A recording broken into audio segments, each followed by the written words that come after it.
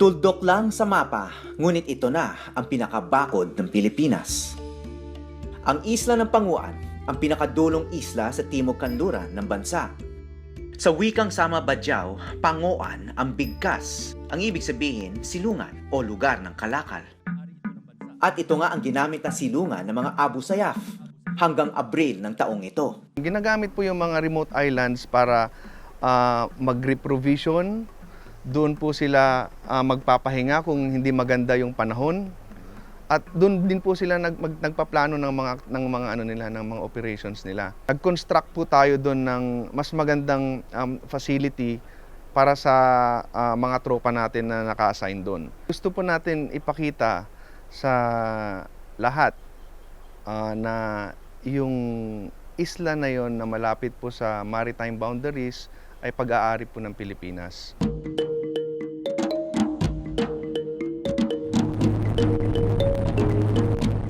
Ito na ang huling bahagi ng aming misyon.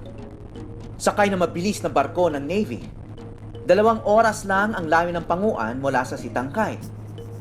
Sa armas at bilis na ipinapakita ng attack craft na ito, hindi nakapagtataka kung bakit ilang buwan nang walang nababalitang insidente sa Tawi-Tawi.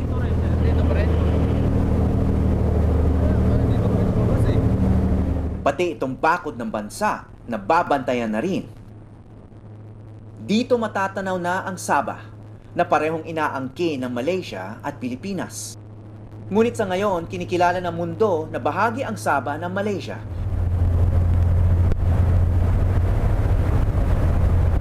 Dito sa Panguan, may mga tanda na rin na hawak ito ng Pilipinas.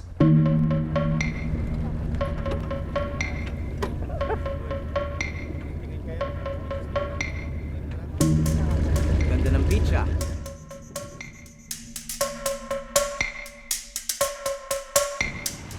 Saan galing yung kuryente? May generator. May generator. Pala, Communication namin yan, sir. Ito yung sa TV na ito. Ito yung sa communication. Yes, Ito yung sa radio, sir. See, okay. Internet, meron na kayo? Wala pa. Pa-sulput-sulput lang, sir, yung... Meron? Pero- Malaysian. Malaysian. Galing sa Malaysia na, sir. Pati yung SIM nilang gamit, Malaysian din. Meron ng grupo ng Marines na kasalukuyang nakadistino sa pinakadulong isla ng bansa. General Parcon, sir. Katatapos lang ng kanilang barracks nitong Setyembre. Sementado na ang buhos, tanda ng isang permanenteng kampo sa isla. Sino gumawa? Tropa lang, sir. Kayong gumawa? Yes, sir. Yung mga tropa dito, sir. Pati ang Philippine Coast Guard may plano rin maglagay ng lighthouse bilang simbolo ng soberenya. Yes, sir. Actually, sir, yung mga nakikita yung isla sa paligid natin, lahat yan Malaysia na. At yung mga tao dito, yung mga villages na yan, they transact their businesses dito na sila namimili. Itong area na to, sir, yung Pelda, diyan sila namimili ng ng mantika, mga kanton, bigas. Ayan. Sa likod nito, sir, is Sampurna. Isa sa pinaka busy na nag-trade ng Pilipinas at saka Malaysia. We are intending to put up a light station here. So, kahit lighthouse para hindi pa man ito contested na lugar, at least in the future, meron na tayong landmark, which is yung lighthouse nga. Kasi yung lighthouse na yan, sir, ang purpose kasi niyan is para ma-declare na atin talaga. Atin talaga itong isla. So, bakit ka nag-aalala na maaring makontest itong area na to? Well, makikita mo naman, sir, lahat ng paligid niyan. Lahat ng paligid niyan is Malaysia na. So, napakaliit lang nitong lugar na to. So, it is easy for them to say na, hindi, Malaysia yan. Natuklasan namin ang maliit na komunidad na umuusbong sa isla. Sila ang mga Sama Badyaw na nakikisilong na sa munting paraiso. Nakahanda lagi ang kanilang mga tahanan sa bangka sa oras ng panganib. Ayon sa mga sundalo rito, ang tahimik na tribo nagsimula raw mamalagi sa Panguan nitong taong lamang nang makuha ng Marines ang isla mula sa Abu Sayyaf. Dalawang grupo ng mga residente tahimik na nagsasama. Ngunit minsan may itinatago ang dilim. Mas may video man. Kaya rumoronda sa dagat ang mga sundalo sa panguan.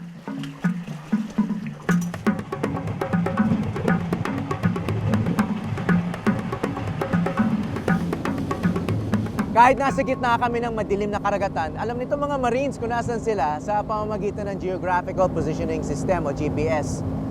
Dahil kailangan sila mag-iingat na hindi sumadsad yung kanilang speedboat sa bahura at hindi sila basta mapunta doon sa karagatan ng Malaysia na napakalapit lang dito.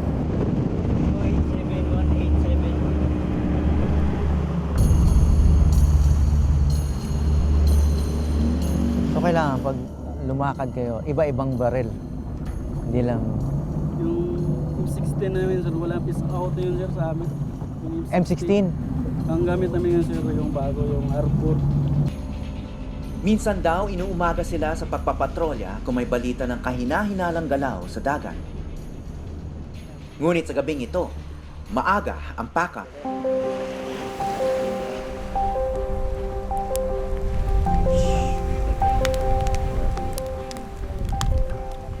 Matagal na bang walang insidente rito? Paano masasabing safe na siya? For sir, matagal na sir. Simulang nagkaroon ng tropa dito na Marines sir. Wala nang incident na nangyari na may nagpapasok, may nakikidnap sir. Dati ba bago nagkaroon ng detachment dito, mayroon bang nangyayaring ganun? Yes sir. Hihinto sila dito sir, kung ba may kinakidnap sila, dito nila itatago. Tapos papasok sir. Ang iba naman dito sa dito yung mga TNT mapasok dyan sa sa Malaysia, dito lang ang kaya. Kasi dyan sa malapit lang kasi natin 2 hours, 2 hours, makapasok ka na dyan sa Porna sir. So dati wala talagang bantay ito? Wala. Galing sa 9th Battalion ng Marines sa Tawi-Tawi ang tropang nakakampo dito ngayon. Pinalitan nila ang mga sundalong pinadala sa bakbakan sa Marawi. Ang Marines laging handang sumama, kaya kahit sa darating na Pasko, todo bantay pa rin. Lieutenant, kami sa Eyewitness ay nagpapasalamat sa inyo, sa mga kasamahan nyo, sa inyong serbisyo, sa pagbabantay dito sa napakalayong lugar.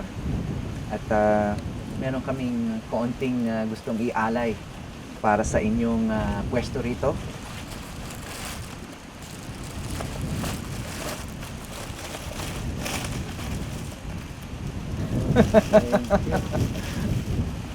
Sir, maraming salamat sa simpleng regalo, pero sa mga tao ko na nasa dito, matutuwa sila nito kasi kahit malayo mo sila, ramdam pa rin nila yung Paskong parating. Isa lang ang sandata sa pagpapatunay na nasa loob ng isang bansa ang maliit na lupain. Nandyan ang komunidad, meron na ring bandila, at sa mga di karaniwang okasyon, kumikislap ang diwa ng bayan. Sa ngayon, mga sundalo pa lang ang nakaka-jogging sa puting buhangin ng Panguan. Dahil ligtas na ang isla, may pangarap ang pamahalaan na gawin itong destinasyon ng mga turista. Ngunit marami pang kailangang gawin. Una sa lahat, walang balon para sa tubig inumin. At nakaasa lang sila sa tubig ulan na matagal nang hindi dumadalaw. May rasyon ng pagkain ang mga sundalo, ngunit tinutularan din nila ang mga badyaw.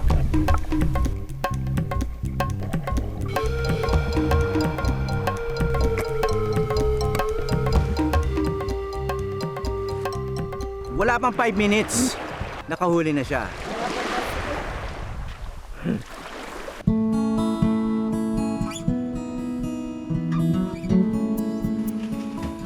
Walang puno ng prutas sa isla. Pero may baon naman ako na aking naiambag sa maliit na salo-salo.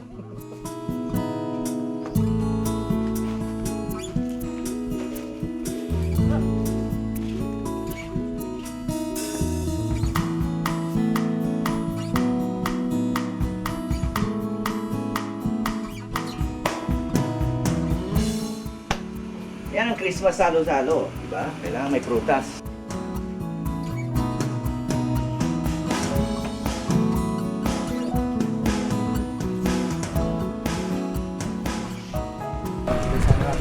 Okay. Bago ulat, basbasan muna natin, sir. Okay.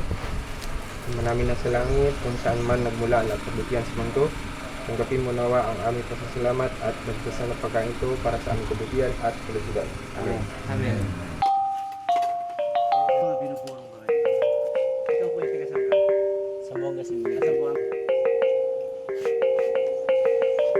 Okay, anong pinaka mahirap sa pagiging sundalo? Ang mahirap sa pagiging sundalo, sir, lalo na pag may asawa ka na, ma-assign ka ng malayo, ganito, isolated area. Minsan, walang signal, kaya dito sa Panguan Island, wala talagang signal dito kung hindi ka bibili ng SIM na galing sa Malaysia. Kaya Malaysian SIM ba? Malaysian SIM ang gamit talaga Gagamitin mo dito. rito? Yes, sir. Yung communication ng hindi mo alam ano nangyayari sa pamilya mo, kung nagkasakit ng mga anak. Pero parang sir, sa pagsusundalo kasi parang dinidikit mo na yung sarili mo doon. Isang kalaban dito ang inip, kaya nagsusumikap na lang silang pagandahin ang lugar.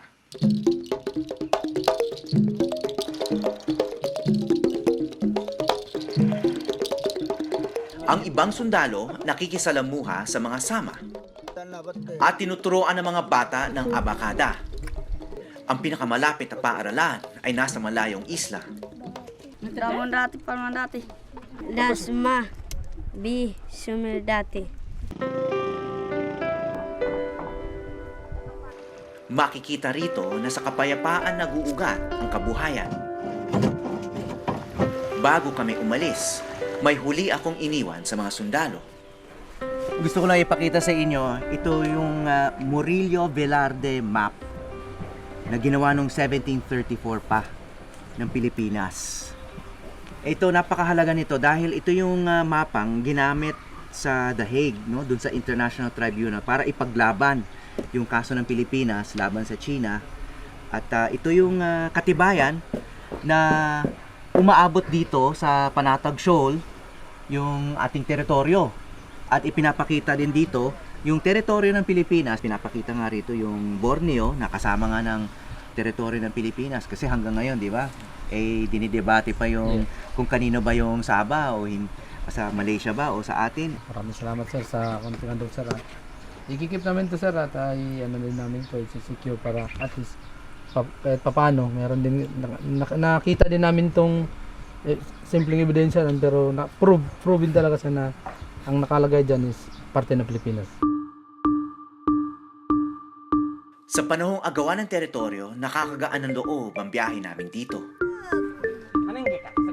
Ramdam naming hindi na ito maaagaw ng ibang bansa man o mga bandidong grupo. Sa halip, tila masarap balikan para magbakasyon lang sa huling isla sa dulo ng Pilipinas. Mula Panguan Island sa probinsya ng Tawi-Tawi, ako po si Howie Severino at ito ang Eyewitness.